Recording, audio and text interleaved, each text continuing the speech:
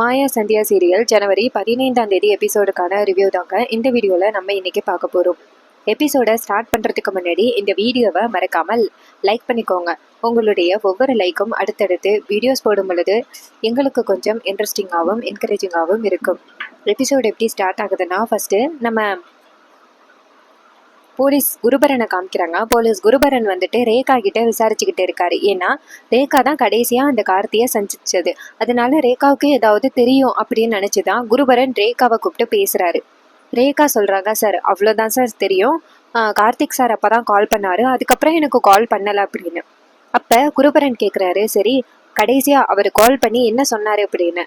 ரேகா சொல்றாங்க, சார் தனா வந்து பேட்மிண்டன் சூப்பரா விளையாடுவா, அவளை வந்துட்டு மறுபடியும் பேட்மிண்டன் கோச்சிங்கில் சாம்பியன்ஷிப்பில் கலந்துக்க சொல்லி தான் கார்த்திக் சார் வந்து என்கிட்ட பேசினாரு அப்படின்னு. இதை கேட்டதோட குருபரன் கேட்குறாரு, சரி நீ போயிட்டு தனா கிட்ட சொன்னியா அப்படின்னு. ரேகா சொல்கிறாங்க, சார் அவர் ஒரு லெட்டர் எழுதி கொடுத்தாரு, அந்த லெட்டரில் என்ன இருக்குன்னு சொன்னாருன்னா, இது மாதிரி அந்த சாம்பியன்ஷிப்பில் கண்டிப்பாக கலந்துக்கணும் அப்படின்னு சொல்லி தான் அந்த லெட்டரில் இருக்குன்னு சொன்னார்.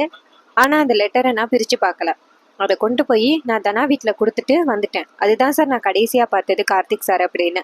அப்போ குருபரன் கேட்குறாரு, சரி அந்த லெட்டருக்குள்ளே என்ன இருக்குன்னு நீ பார்க்கல, அந்த லெட்டரை நீ தனா கிட்ட கொடுத்தியா, தனா என்ன ரிப்ளை கொடுத்தாங்க அப்படின்னு. அப்போ ரேகா சொல்கிறாங்க, சார் தனா கிட்ட நான் கொடுக்கல சார், அதுக்கு பதிலாக மாயாட்ட கொடுத்தேன். மாயா தான் அந்த லெட்டரை வாங்கினாங்க. மாயா அந்த லெட்டரை வாங்கி பார்த்துட்டு தனா கண்டிப்பாக வருவா அப்படின்னு சொல்லி கார்த்திக்கிட்ட சொல்ல சொன்னாங்க. நானும் கார்த்திக் சார்கிட்ட வந்துட்டு தனா கண்டிப்பாக வருவா அப்படின்னு சொல்லிட்டேன்.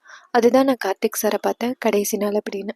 இதை கேட்டதோட குருபரனுக்கு மாயா மேலே சந்தேகம் வர ஆரம்பிக்குது. அப்போ குருபரன் நேராக ரேகா கிட்ட, உனக்கு நல்லா ஞாபகம் இருக்கா அந்த லெட்டரில் எதுவும் நீ இருக்குன்னு படிச்சியா அப்படின்னு. அதுக்கு ரேகா சொல்கிறாங்க, இல்லை சார் அந்த லெட்டரில் என்ன இருக்குன்னு நான் கடைசி வரைக்கும் படிக்கவே இல்லை, அதை கொண்டு போய் மாயாட்ட கொடுத்தேன், மாயாவும் தனா வருவா அப்படின்னு சொல்லிட்டாங்க, அவ்வளோதான் சார் அப்படின்னு. இது கேட்டதோட குருபரனும், சரி இந்த விஷயத்தை பற்றி நீ யாருக்கிட்டையும் சொல்லாத அப்படின்னு சொல்ல ரேகாவும் சரி அப்படின்னு சொல்லிட்டு அந்த இடத்துலேருந்து போகிறாங்க. அப்போ குருபரனுக்கு மாயா மேலே சந்தேகம் வர ஆரம்பிக்குது. ஸோ கண்டிப்பாக யாரோ ஒருத்தவங்க போயிட்டு அந்த கார்த்தியை பார்த்துருக்காங்க, அன்னைக்கு நைட்டு தான் கார்த்திக் காணாமல் போயிருக்காரு அப்படின்னு குருபரன் சந்தேகப்படுறாரு. அப்புறமா நம்ம ரேகாவை காமிக்கிறாங்க. ரேகா ஸ்கூட்டியை கொண்டு போய் ஒரு இடத்துல நிப்பாட்டிட்டு நேராக மாயாவுக்கு கால் பண்ணுறாங்க.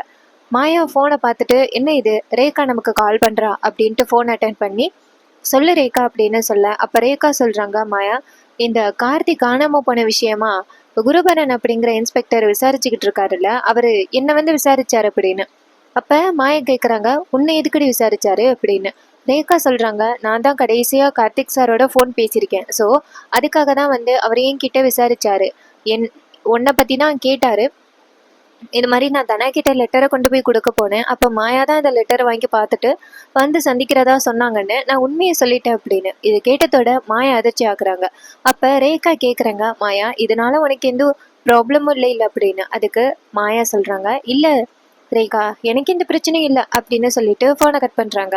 அப்போ நம்ம மாயாவுக்கு பயம் தாங்க முடியல. அன்னைக்கு கார்த்திக் கூட கடைசியாக ஃபோன் பேசினது ரேகா தான். ரேகா வந்துட்டு நேராக என்ன தான் வந்து பார்த்துட்டு போனா. ஸோ கண்டிப்பாக குருபரனுக்கு நம்ம மேலே சந்தேகம் வந்திருக்கோம். அதோட கார்த்தியோட ஃபோனை கொண்டாந்து நம்ம இங்கே தானே வச்சோம், அந்த ஃபோனை இப்போ உடனே டெஸ்ட்ராய் பண்ணணும் அப்படின்ட்டு மாயா அந்த கபோர்ட்குள்ளே வச்சிருக்கிற ஃபோனை போயிட்டு எடுக்கிறாங்க. ஃபோனை எடுத்து பார்க்குறாங்க, யாருக்கும் தெரியாமல் வெளியில் வராங்க. கிணத்துக்கு பக்கத்தில் வந்து மாயா நிற்கிறாங்க. நின்றுட்டு அந்த ஃபோனில் உள்ள சிம்மை அப்படியே கழட்டி அதை சுக்குநூறாக உடச்சி அதை தூக்கி வீசுகிறாங்க. அப்புறமா அந்த ஃபோனை வந்துட்டு ஒரு கல்லை கட்டி அந்த கிணத்துக்குள்ளே வீசுகிறாங்க. வீசிட்டு கண்டிப்பாக இந்த ஃபோனு அந்த குருபரனுக்கு கிடைக்க வாய்ப்பே இல்லை, இந்த ஃபோன் கிடைச்சா தானே பிரச்சனை அப்படின்னு மாயா நினைக்கிறாங்க. அதுக்கப்புறமா மாயாவுக்கு ஒரே பயமாக தான் இருக்குது. எப்படியா இருந்தாலும் குருபரன் உண்மையை கண்டுபிடிச்சிட்டா பெரியம்மா தான் சிக்குவாங்க அப்படின்னு மாயாவுக்கு ஒரே பயம்.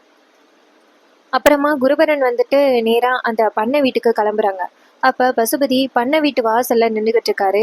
அப்போ குருபரன் நேராக பசுபதி கிட்ட, இதுதான் உங்கள் பண்ணை வீடா அப்படின்னு சொல்ல, பசுபதி சொல்கிறாரு, ஆமாம் சார் இதுதான் எங்களோட பண்ணை வீடு, இங்கே நான் அடிக்கடி வரமாட்டேன், என் புள்ள கார்த்தி தான் இங்கே அடிக்கடி வருவான், ஃப்ரெண்ட்ஸ் கூட என்ஜாய் பண்ணுறதுக்காக இங்கே வருவான் அடிக்கடி அப்படின்னு. இது கேட்டதோட குருபரனும், ஓ அப்படியா சரி நான் இதை கொஞ்சம் பார்க்கணும் அப்படின்னு சொல்ல, அவரும் சரிங்க சார் நீங்கள் கண்டிப்பாக பார்க்கலாம் அப்படின்னு சொல்ல குருபரன் நேராக போக பார்க்குறாரு. அப்போ பசுபதியும் கூட வர பார்க்குறாரு. குருபரன் நேராக பசுபதி கிட்ட, நீங்கள் வர வேணாம், நீங்கள் இங்கே இருங்க, நான் போயிட்டு செக் பண்ணிட்டு வரேன் அப்படின்னு சொல்லிட்டு குருபரன் 4 போலீஸ் எல்லாரும் சேர்ந்து பண்ணை வீட்டுக்குள்ள போறாங்க. இன்னொரு பக்கம் அந்த பசுபதி கொஞ்சம் சந்தேகத்துல நிக்கிறாரு. கார்த்தி வேற கொஞ்சம் கொஞ்சம் அப்படி இப்படி உள்ள ஆளு. ஏதாவது வீட்டுக்குள்ள பொருள் சிக்கனுச்சுன்னா அதான் காரணம் அப்படின்னு சொல்லி கேஸ மூடிடுவாங்களே, நம்ம என்ன பண்றது அப்படின்னு பசுபதிக்கு ஒரு பக்கம் பயம். குருபரன் நேரா வீட்டுக்குள்ள போயிட்டு எங்க பார்த்தாலும் சர்ச் பண்றாரு. அதோட அந்த கார்த்தி கடைசியா யூஸ் பண்ண ரூம் இருக்குல்ல, அந்த ரூமை போய் பாக்குறாரு. அப்ப அங்க வெள்ளையா பவுடர் மாதிரி ஏதோ கொட்டி கிடக்கு. அதை பார்த்ததோட குருபரனுக்கு சந்தேகம். அப்ப அதை எடுத்து ஸ்மெல் பண்ணி பாக்குறாரு. குருபரன் கன்ஃபார்ம் பண்ணிட்டாரு. ஸோ கண்டிப்பா கார்த்தி ஏதோ ஒரு விஷயத்துல அடிக்ட் ஆயிருக்கான் அப்படின்னு குருபரன் மாடிப்படியிலேருந்து இறங்கி வராரு. இறங்கி வரும் பொழுது அங்க தேடும் பொழுதுதான் மறுபடியும் ஒரு பாக்கெட் கிடைக்குது. அந்த பாக்கெட்டை பார்த்ததோட குருபரன் இன்னொரு போலீஸை கூப்பிட்டு கிளவுஸை கொடுக்க சொல்லி அந்த கிளவுஸ்னால அந்த பாக்கெட்டை எடுத்து இன்னொரு பாக்கெட்ல போடுறாரு. அடுத்ததா அங்க ஊசி நிறைய கிடக்கு. அதையும் எடுத்து அந்த குருபரன் ஒரு பாக்கெட்ல போடுறாரு. போட்டுட்டு இங்க பாருங்க, இதை மட்டும் ரெக்கவர் பண்ணியாச்சு, வேற ஏதாவது உங்களுக்கு கிடைச்சிச்சா அப்படின்னு சொல்ல போலீஸ் சொல்றாங்க, சார் அதை பத்தின விஷயமா தான் நாங்க தேடிக்கிட்டு இருக்கோம் அப்படின்னு. அப்புறமா அந்த பசுபதி கீழே நின்று பார்த்துக்கிட்டு இருக்காரு. அப்படி இந்த குருபரன் என்னத்தை தேடுறான் அப்படின்னு. அதுக்கப்புறம் குருபரன் ஆடிப்படியிலேருந்து இறங்கி வராரு. அப்ப குருபரன் நேரா பசுபதியை பார்க்க பசுபதி சொல்றாரு, சார் ஏதாவது ஆதாரம் கிடைச்சிச்சா சார், என் கார்த்தி எங்க போனான்னு ஏதாவது தெரியுமா அப்படின்னு. குருபரன் சொல்றாரு, இங்க பாருங்க சார், நீங்க எதுக்கும் கவலைப்படாதீங்க, கூடிய சீக்கிரம் கார்த்தியை கண்டுபிடிச்சிடலாம், நீங்க பதட்டப்படாம இருங்க அப்படின்னு. இதை கேட்டதோட அவரும் சரி அப்படிங்கிறாரு. அப்புறமா குருபரன் சொல்றாரு, சரி ஓகே நாங்க கிளம்புறோம் அப்படின்னு சொல்லிட்டு அந்த இடத்துல இருந்து கிளம்புறாங்க. அப்ப பசுபதி நினைக்கிறாரு, கண்டிப்பா ஏதோ ஒரு ஆதாயம் கிடைச்சிருக்கு இவங்களுக்கு, ஸோ அதை வச்சு என்ன பண்றாங்கன்னு பார்க்கலாம் அப்படின்னு பசுபதி நினைக்கிறாரு. குருபரன் நேரா ஸ்டேஷனுக்கு போறாரு. இன்னொரு பக்கம் அந்த பஞ்சாயத்துல உள்ளவங்களையும் கவர்மெண்ட் ஆட்களையும் ரகுராம், சிவா, அப்புறம் நம்ம ரகுராம் குடும்பத்துல உள்ளவங்களை எல்லாரையும் காமிக்கிறாங்க. மாயா, ஜானகி எல்லாருமே இருக்காங்க அந்த இடத்துல. அப்ப அந்த இடத்துல பூஜை பண்றாங்க. பூஜை பண்ணி முடிச்சதோட சிவா சொல்றாரு, சரி ஓகே பள்ளம் தோண்ட ஆரம்பிக்கலாம் அப்படின்னு சொல்லிட்டு பள்ளத்தை தோன்றாங்க. அப்ப தோண்டிக்கிட்டே இருக்கும் பொழுது அந்த கொக்லிங்ல உள்ளவர் சொல்றாரு, சார் இதுக்கு மேல தோண்ட முடியாது சார், உள்ளார என்னமோ இருக்கு அப்படின்னு. இது கேட்டதோட மாயாவுக்கும் ஜானகிக்கு பேரதிர்ச்சி ஆகுது. ஜானகி நேரா மாயாட்ட, மாயா நம்ம மாட்ட போறோம் மாயா, அங்க இருக்கிறது கண்டிப்பா கார்த்தியா தான் இருப்பான், நம்ம என்ன பண்றது மாயா அப்படின்னு. மாயா சொல்றாங்க, பெரியமா பொறுமையா இருங்க அப்படின்னு. அதே நேரத்துல அந்த போலீஸ் அந்த கொக்லிங் வந்துட்டு ஓரமா நிக்குது. அப்ப மகாலிங்க சொல்றாரு, 2 பேர் இறங்கி என்னன்னு பாருங்க அப்படின்னு. அப்ப 2 பேர் இறங்கி உள்ளார போய் பாக்குறாங்க. அப்ப மகாலிங்க சொல்றாரு, பார்த்தா யாரோ படுத்திருக்க மாதிரியே தெரியுதே அப்படின்னு. அப்ப கொஞ்சம் கொஞ்சமா தோண்ட தோண்ட எல்லாருக்குமே ஸ்மெல் வர ஆரம்பிக்குது. அப்ப புவனேஸ்வரி, பசுபதி எல்லாருமே என்ன இது ஸ்மெல் அடிக்குது அப்படின்னு சொல்றாங்க. இன்னொரு பக்கம் மாயாவும் ஜானகியும் நடுங்கி போய் நிக்கிறாங்க. அதே நேரத்துல அங்க உள்ளவங்க கார்த்தியோட முகத்துல உள்ள மண்ணை எடுக்கிறாங்க. அப்ப கார்த்தியோட முகம் தெரியுது. இதை பார்த்ததோட புவனேஸ்வரி பேரதிர்ச்சி ஆகுறாங்க. அப்ப கார்த்தியை தூக்கி மேல போடுறாங்க. அப்ப புவனேஸ்வரி கார்த்திய கூப்பிடுறாங்க, கார்த்தி கிளம்புடா கார்த்தி, கார்த்தி கார்த்தின்னு சொல்லிட்டு அழுகுறாங்க. பசுபதியும் கார்த்தியை பார்த்துட்டு அழுகுறாரு, ஐயோ என் பிள்ளைக்கு என்ன ஆச்சு அப்படின்னு. அப்ப மகாலிங்க சொல்றாரு, அட பாவியலா, குடும்பமா சேர்ந்து இப்படி ஒரு பிள்ளைய கொண்டுட்டீங்களேடா அப்படின்னு. இதை கேட்டதோட புவனேஸ்வரி செம்ம கோவமா நேரா ரகுராம் கிட்ட வராங்க. இப்படி அநியாயமா அவனை கொண்டுட்டியே அப்படின்னு ரகுராமோட சட்டையை பிடிச்சி கொலகாரா அப்படின்னு சொல்லி பேசுறாங்க. இது நம்ம ஜானகி பார்த்துட்டு செம்ம ஷாக் ஆகுறாங்க. ஜானகி டக்குன்னு மாயக்கிட்டேருந்து ஓடி வராங்க. மாயா சொல்றாங்க, பெரியமா நெல்லுங்க அப்படின்னு. ஜானகி நேரா ரகுராம் கிட்ட போய் நின்று புவனேஸ்வரி கிட்ட, புவனேஸ்வரி சொல்றது கேளு, இதுக்கும் ஜானகி புவனேஸ்வரி கிட்ட சொல்றாங்க, புவனேஸ்வரி சொல்றது கேளு, இதுக்கும் அவருக்கும் எந்த சம்மந்தமும் இல்லை, அவர் ஒரு நிரபராதி, அவரை விட்டுரு அப்படின்னு சொல்ல புவனேஸ்வரி அந்த ரகுராமோட சட்டையை பிடிச்சி திட்டுறாங்க. எதுக்குடா இப்படி என்னோட பிள்ளைய கொன்ன, என் புள்ள மாதிரி வளர்த்தனே கார்த்திய, இப்படி அநியாயமா அவனை கொன்னுட்டி அப்படின்னு சொல்லிட்டு பேசுறாங்க. இதை கேட்டுட்டு நம்ம ஜானகி அழுகுறாங்க. இங்க பாரு புவனேஸ்வரி, அவர் எந்த தப்பும் பண்ணல, அவர் சட்டையிலேருந்து கையெடு அப்படின்னு சொல்லிட்டு கத்தி கதறி அழுகுறாங்க. ஆனா இது கொஞ்சம் கூட நம்ம புவனேஸ்வரி கேட்கவே இல்லை. பசுபதி என்ன பண்றாருன்னா ரகுராமா அடிக்கிறாரு. அதையெல்லாம் பார்த்துட்டு நம்ம ஜானகிக்கு மனசு தாங்க முடியல. ஜானகி நேரா புவனேஸ்வரி கிட்ட, புவனேஸ்வரி தயவு செஞ்சு நிப்பாட்டு, அவர் எந்த வித தப்பும் பண்ணல, இந்த தப்பும் பண்ணல அப்படின்னு சொல்லிட்டு கத்தி அழுகுறாங்க. பார்த்தா இவ்வளவு நேரம் ஜானகி கனவு கண்டிருக்காங்க. அவங்க மட்டும்தான் ஹாலில் படுத்திருக்காங்க. அப்ப ஜானகி அவர் எந்த தப்பும் பண்ணல, இந்த தப்பும் பண்ணல அப்படின்னு சொல்லிட்டு அழுகுறாங்க. இதை கேட்டதோட ஃபர்ஸ்ட் சிவாவும் பார்வதியும் ஓடி வராங்க லைட்டை ஆன் பண்ணிட்டு. அப்ப ஜானகி கனவுல புலம்புறத பார்த்துட்டு அதிர்ச்சி ஆகுறாங்க. அதே நேரத்துல வீட்டுல உள்ள எல்லாரும் ஓடி வராங்க. அப்ப தனா ஓடி அம்மா கிளம்புங்கம்மா அப்படின்னு சொல்றாங்க. ரகுராம் எல்லாரும் வராங்க. அப்ப நம்ம மாயா ஓடி அவங்க அம்மாவை கிளப்புறாங்க, பெரியம்மா கிளம்புங்க பெரியம்மா அப்படின்னு. அப்போ பெரியம்மா ஏறி உட்காந்துட்டு எந்த தப்பும் பண்ணலை, அதுக்கு இதுக்கு ஒரு எந்தவித சம்மந்தமும் இல்லை அப்படின்னு சொல்லிட்டு எந்திரிச்சு உட்காடுறாங்க. அப்போ மாயா டக்குன்னு ஜானகியை பார்த்து, பெரியம்மா அமைதியாக இருங்க, ஒன்றும் இல்லை பெரியம்மா அப்படின்னு. அப்போ ஜானகி இவ்வளோ நேரம் கண்டது கனவா அப்படின்ட்டு கலங்கி போய் உட்காடுறாங்க. அப்போ சிவா சொல்கிறாரு, அண்ணி என்னாச்சு அப்படின்னு. அப்போ பத்மா சொல்கிறாங்க, நீங்கள் என்ன, அவர் எந்த தப்பும் பண்ணலை, அவர் எந்த தப்பும் பண்ணலை அப்படின்னு சொல்லிட்டு அழுதிங்க, என்னாச்சு அப்படின்னு. இதை கேட்டதோட மாயா ஷாக்காக, ஜானகியும் அதிர்ச்சி ஆகுறாங்க. அப்போ சிவா சொல்கிறாரு, வேற என்னவா இருக்கும், இது மாதிரி புவனேஸ்வரி 2 நாளைக்கு முன்னாடி வீட்டில் வந்து மிரட்டிட்டு போனாங்கல்ல அண்ணனை, அதனால தான் அண்ணி ரொம்ப கவலைப்படுறாங்க. அவருக்கு ஏதாவது உடம்பு சரியில்லைன்னாலும் தாங்கிக்க மாட்டாங்க அண்ணி. இப்போ அண்ணன் இவ்வளோ பெரிய பிரச்சனையில் சிக்கியிருக்காருல்ல, அதை நினச்சிக்கிட்டே இருந்திருப்பாங்க அண்ணி. அதான் அவங்களுக்கு இப்படி கனவாக வந்திருக்கு, ரொம்ப கஷ்டப்பட்டுட்டு இருக்காங்க அப்படின்னு. இதை கேட்டதோட ஜானகி அமைதியாக இருக்காங்க. மாய நேரம் ஜானகிட்ட, பெரியம்மா பொறுமையாக இருங்க அப்படின்னு சொல்கிறாங்க. அப்போ சிவா சொல்கிறாரு, பாத்தியா அண்ணன் மேலே எந்த அளவுக்கு அண்ணி பாசமாக இருக்காங்க அப்படின்னு. அப்போ பார்வதி சொல்கிறாங்க, நீங்கள் சொல்கிறத பார்த்தா உங்களுக்கு ஏதாவது வந்த பிறகுதான் நான் கவலைப்படணும் போல அப்படின்னு. அப்போ சிவா சொல்கிறாரு, ஏண்டி இப்படி பேசுகிற, நான் அப்படியெல்லாம் சொல்லவே இல்லை. நான் என்ன சொல்கிறேன்னா, அண்ணி அந்த அளவுக்கு அண்ணன் மேலே பாசமாக இருக்காங்க அப்படிங்கிறத தான் நான் சொல்கிறேன் அப்படின்னு.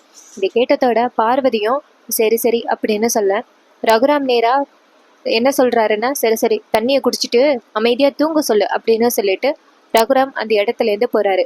அப்போ அந்த இடத்துலேருந்து பத்மா, பார்வதி எல்லாருமே போகிறாங்க.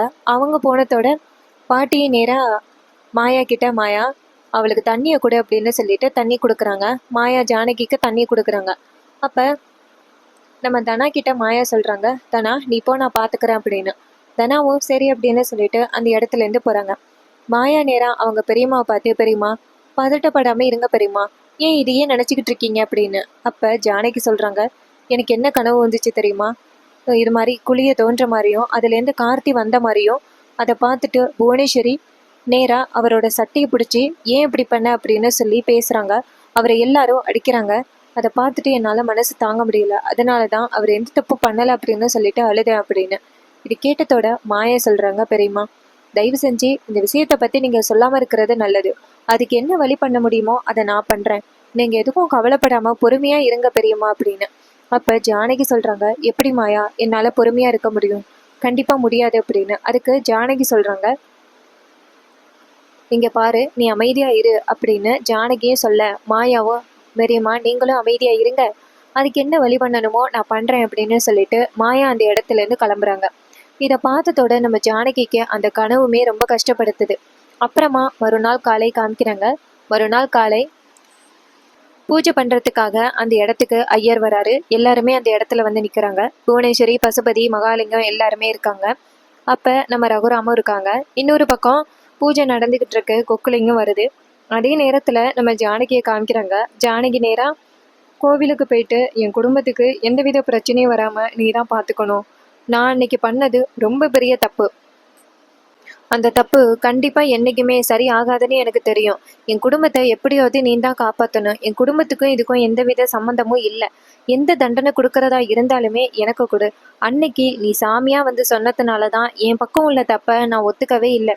அப்படியா இருந்தா இந்நேரம் ஒத்துக்கிட்டு இருந்திருப்பேன். நீ எப்படியாவது என் குடும்பத்தை நீ காப்பாற்றணும், அவர் மேலே எந்தவித பாதிப்பும் வந்துடக்கூடாது அப்படின்னு சொல்லிட்டு நேராக சாமி கும்பிட்றாங்க அந்த ஜானகி. அதே நேரத்தில் அந்த குழி தோன்ற இடத்த காமிக்கிறாங்க. குழி தோன்ற இடத்துல அந்த கொக்குலிங் வந்து குழி தோண்ட ஆரம்பிக்குது. அதே நேரத்தில் நம்ம மகாலிங்கம் எல்லாரும் பார்த்துக்கிட்டு இருக்காங்க. அப்போ கொக்குலிங்காரன் நோண்டிக்கிட்டு இருக்கும் பொழுது, சார் உள்ளார ஏதோ தட்டுப்படுது அப்படின்னு. இதை கேட்டதோட அங்கே இருக்கிறவங்க என்னவா இருக்கும் அப்படின்ட்டு கேட்குறாங்க. அப்போ கொக்குலிங் தோண்ட ஆரம்பிச்சுட்டு அப்போ அவர் சொல்கிறாரு, கொஞ்சம் மெதுவாக தோண்டுங்க அப்படின்னு பக்கத்தில் உள்ளவங்க சொல்கிறாங்க. அப்போ மெதுவாக தான் தோன்றாங்க. மெதுவாக தூங்கிட்டுக்கிட்டே இருக்கும் பொழுது உள்ளார ஏதோ தட்டுப்படுற மாதிரி இருக்குது. அப்போ அவர் சொல்கிறாரு, சார் இதுக்கு மேலே தோண்ட முடியாது சார், உள்ளார என்னமோ இருக்குது அப்படின்னு. அப்போ மகாலிங்க சொல்கிறாரு, அப்படி உள்ளார என்ன இருக்குது, யாராவது இறங்கி எடுங்களேன் அப்படின்னு. அப்போ ஒருத்தர் இறங்குறாரு. ஒருத்தர் இறங்கி பார்க்குறாரு உள்ளார என்ன இருக்குது அப்படின்னு. பார்த்தா உள்ளார அம்மன் சிலை இருக்குது. அம்மன் சிலையை பார்த்ததோட எல்லாருமே பேரதிர்ச்சி ஆகுறாங்க. அப்போ புவனேஸ்வரியும் அம்மன் சிலையை பார்த்துட்டு, இந்த இடத்துல எப்படி அம்மன் சிலை வந்துச்சு அப்படின்னு புவனேஸ்வரியும் அதிர்ச்சி ஆகுறாங்க. அப்போ ஊர் மக்கள் கேட்குறாங்க, அது எப்படி இந்த இடத்துல அம்மன் சிலை வந்துச்சு அப்படின்னு. அப்ப பூசாரி சொல்றாரு, பூஜை போட்டு இந்த இடத்துல நம்ம தோன்றோம், திடீர்னு அம்மன் சிலை வந்திருக்குன்னா இந்த இடத்த தோண்ட வேணாம் அப்படின்னு சொல்றதுக்காக தான் இந்த இடத்துல அம்மன் சிலை வந்திருக்கு. இந்த இடத்துல சின்னதா ஒரு கோவில் ஒரு கட்டிடலாம் அப்படின்னு சொன்னதோட அவங்க சொல்றாங்க, இதுவும் நல்ல யோசனை தான் அப்படின்னு. அதே நேரத்துல புவனேஸ்வரி நினைக்கிறாங்க, இந்த இடத்துல எப்படி அம்மன் சிலை வந்திருக்கோம் அப்படின்னு. அப்புறம் நம்ம மாயாவை காமிக்கிறாங்க. மாயா வந்துட்டு என்ன பண்ணியிருக்காங்கன்னா நைட்டு, இந்த குடும்பத்தை நீ தான் எப்படியாவது காப்பாற்றணும், நான் செய்கிறது ரொம்ப பெரிய தப்பு, ஆனால் என் குடும்பத்தை காப்பாற்றுறதுக்காக தான் நான் இப்படிப்பட்ட ஒரு வேலையை பண்ணுறேன் அப்படின்னு நேராக ஒரு அம்மன் சிலையை எடுத்துகிட்டு வந்துட்டு கார்த்தியை புதைச்சிருக்கிற இடத்துக்கு நேராகவே அந்த அம்மன் சிலையை புதைக்கிறாங்க. புதைச்சி வச்சுட்டு வீட்டுக்கு வந்துடுறாங்க. இது மாயா பண்ண வேலை தான், குடும்பத்தை காப்பாற்றுறதுக்காக. இன்னொரு பக்கம் ஜானகிக்கு நேராக ஃபோன் வருது. சிவா தான் ஃபோன் பண்ணுறாரு. அப்போ ஜானகி வீட்டிலேருந்து ஃபோன் அட்டன் பண்ணி சொல்லு சிவா அப்படின்னு சொல்ல, அப்போ சிவா சொல்கிறாரு, அண்ணி அந்த இடத்துல குழி தோண்ட போனோம்ல, அங்கே அதிசயமாக அம்மன் சிலை வந்திருக்கு அப்படின்னு. இது கேட்டதோட ஜானகிக்கு பேர் எதாச்சு. ஜானகி கேட்குறாங்க, அம்மன் சிலையா எப்படி அப்படின்னு. அப்போ சிவா சொல்கிறாரு, ஆமா நீ குழி தோண்டிக்கிட்டு இருக்கும் பொழுது அம்மன் சிலை வந்துச்சு, ரொம்ப பெரிய ஆச்சரியமாயிட்டு அந்த இடத்துல ஒரு கோயிலை கட்டிடலாம் அப்படின்னு எல்லாருமே முடிவு பண்ணிட்டாங்க அப்படின்னு. இது கேட்டதோட ஜானகியும் சரி அப்படிங்கிறாங்க. அதே நேரத்தில் மகாலிங்கம் நினைக்கிறாரு, இங்கே தான் எங்கேயோ அந்த ஜானகி மாயாவும் கார்த்தியை வச்சிருக்காளுகன்னு மட்டும் நல்லா தெரியுது, ஆனால் எந்த இடத்துல புதைச்சி வச்சிருக்காளுகன்னு தெரியல அப்படின்னு நம்ம மகாலிங்கத்துக்கு ஒரு சந்தேகம் வர ஆரம்பிச்சிருச்சு. இன்னொரு பக்கம் நம்ம ஜானகி வந்துட்டு நேராக மாயா கிட்ட, மாயா அப்படின்ட்டு ஓடி வந்து, மாயா உனக்கு தெரியுமா அவங்க குழி தோண்டணும்னு சொன்ன இடத்துல அம்மன் சிலை வந்திருக்கு, அந்த அம்மன் நம்மளை காப்பாத்திட்டா அப்படின்னு. அப்போ மாயா சொல்கிறாங்க, பெரியம்மா நான் தான் அந்த இடத்துல அந்த சிலையை புதைச்சி வச்சேன் அப்படின்னு. இதை கேட்டதோட ஜானகி அதிர்ச்சி ஆகுறாங்க. என்ன மாயா சொல்கிற, நீ எப்போ போன அப்படின்னு. மாயா சொல்கிறாங்க, நைட்டு உங்களுக்கு கனவு வந்துச்சுல்ல, அந்த கனவு நிறைவேறிடக்கூடாது, எப்படியாவது உங்களை காப்பாற்றணும் அப்படிங்கிறதுக்காக நான் நேராக அந்த இடத்துக்கு போனேன். அங்கே போயிட்டு சாமிக்கிட்ட மன்னிப்பு கேட்டுட்டு அந்த இடத்த தோண்டி அந்த இடத்துக்குள்ள அம்மன் சிலையை வச்சுட்டேன். இனிமே எந்தவித மாற்றமும் இல்லை, இனிமே அந்த இடத்த யாருமே தோண்ட மாட்டாங்க, நீங்கள் இனிமே எதுக்கும் கவலைப்பட வேணாம் அப்படின்னு. இதை கேட்டதோட ரொம்ப சந்தோஷப்படுறாங்க ஜானகி நேரம் மாயாவோட கையை பிடிச்சி, இந்த குடும்பத்தோட மானத்தை காப்பாத்துறதுக்கு வந்த தெய்வம் நீ அப்படின்னு ஜானகி மாயாவுக்கு நன்றி சொல்றாங்க. மாயா சொல்றாங்க, பெரியம்மா இதுக்கு மேலதான் நம்ம கொஞ்சம் பொறுமையா இருக்கணும், நீங்க தயவு செஞ்சு உண்மையை வளராதீங்க. அதோட அந்த குருபரனுக்கு நான் கடைசியா அந்த கார்த்தியை வந்து சந்திக்கிறேன் அப்படின்னு வந்து சொன்னது தெரிஞ்சு போச்சு அப்படின்னு. அதுக்கு முன்னாடி அந்த இன்ஸ்பெக்டர் குருபரன் வந்துட்டு அந்த வீட்டுக்குள்ள இருக்கிற லேப்டாப்ல இருக்கிற வீடியோவை பார்த்துட்டு அதை அவரோட பென்ட்ரைவ்ல ஏற்றிக்கிட்டாரு. ஸோ இதை பற்றி கண்டிப்பாக மாயா கிட்ட விசாரிக்க தான் போகிறாரு. நம்ம மாயா எப்படி அதை சமாளிக்க போகிறாங்க, இந்த விஷயத்துலேருந்து தப்பிக்க போகிறாரு, எப்படி குருபரன்ட்ட சிக்க போகிறாரு அப்படிங்கிறது எல்லாமே அப்கமிங் எபிசோட்ஸில் தான் தெரிய வரும். இதே மாதிரி இனிமேல் அப்டேட்ஸ் அண்ட் அப்கமிங் எபிசோடில் என்னெல்லாம் நடக்க வாய்ப்புகள் இருக்குது அப்படிங்கிறத பற்றி தெரிஞ்சுக்கணும்னா இந்த சேனலை சப்ஸ்கிரைப் பண்ணிக்கோங்க. இந்த வீடியோக்கு ஒரு லைக் பண்ணிக்கோங்க. சேனலை சப்ஸ்கிரைப் பண்ணிவிட்டு பக்கத்தில் உள்ள பெல் ஐகானை கிளிக் பண்ணி ஆல்னு செட் பண்ணிக்கோங்க. அப்போதாங்க நியூ வீடியோஸ் போடும் பொழுது உங்களுக்கு நோட்டிஃபிகேஷன் வரும்.